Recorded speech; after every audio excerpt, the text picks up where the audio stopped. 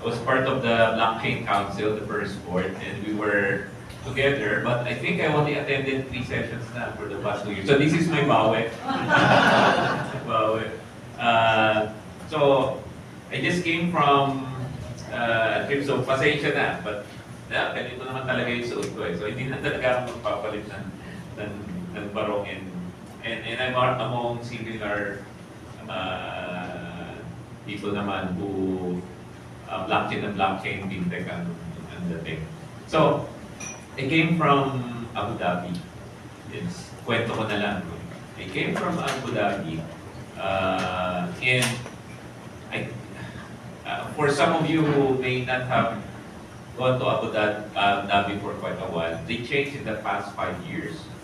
I think the closest peg would be Singapore, but they have all the land that's necessary.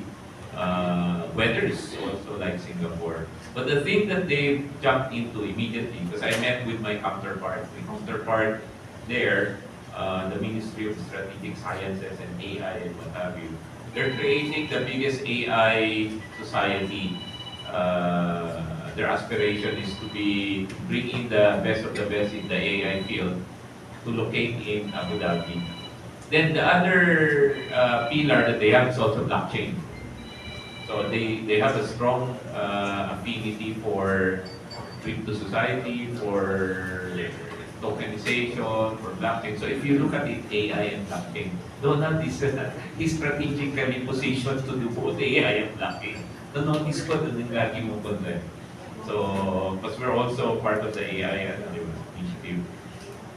And part of my job now, and I mentioned this to the President, simple lang, trabaho, saka investment.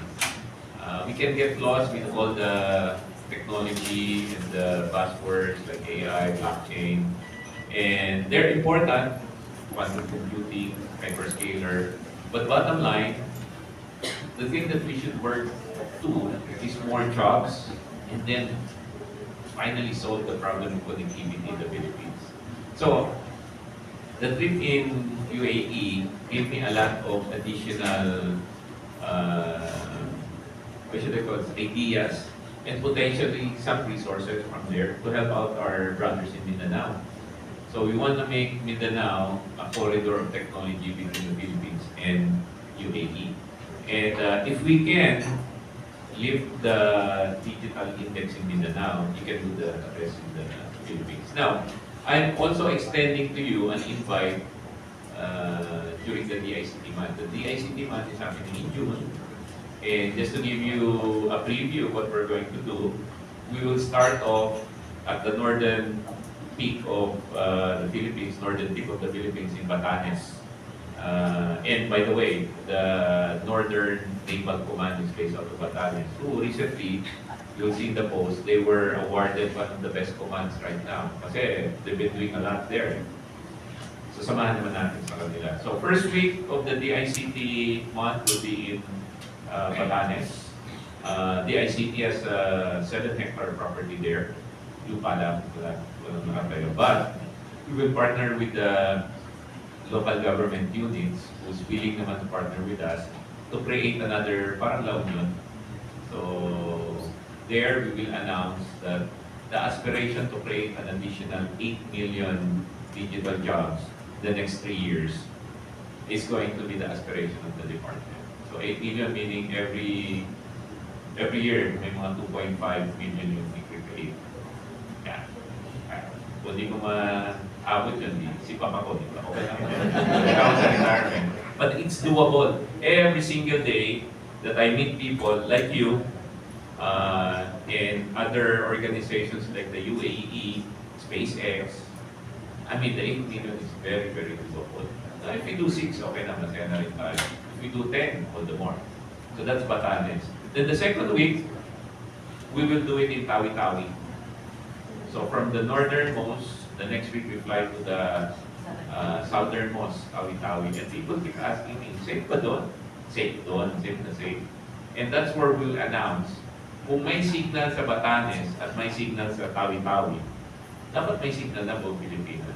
So that's the bold aspiration. No, that's the bold Panata commitment of the ICT. By 2026, from the directive of the President to immediately solve the connectivity issue in the Philippines, we will be there by 2026. And of course, you know why? Ano lang ako eh, I'm one of the maswerte guys talaga. The technology for satellite is very mature nowadays. I wouldn't have dared say that it's solvable already in a year, connectivity problem, if it weren't for the things that I've seen in SpaceX.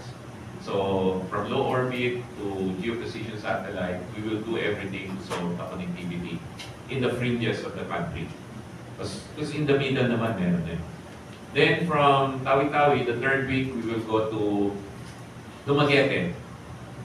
And in Dumaguete, we will now announce our initiatives to accelerate the development of startups, digitization of MSMEs, as well as the acceleration of the digital economy through digital payment and digital finance. Not a lot of people know the ICT is the regulator for the last mile logistics delivery. So, Grab delivery, Angkas delivery, Lazada, and all, we regulate them. Currently, right now, there's about 60,000 delivery vehicles out there across 400 companies. There's about another huge number that are Coloro or are not registered.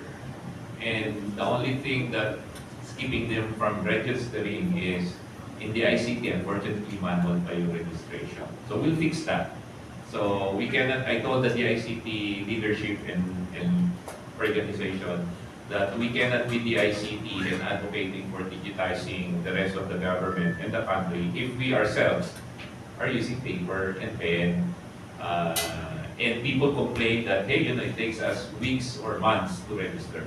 So by June, when we get to Dumaguete, we will announce that. The PEMEDES, the last mile delivery regulatory framework, Coloro, the agreement I've struck with them is you onboard, will make it very easy to onboard, and we will also give you mega franchises. So if you're in the delivery, last mile delivery business, we'll give you the whole Philippines. But my requirement to you is you'll have a percentage in the area of the TDAS to do delivery last mile.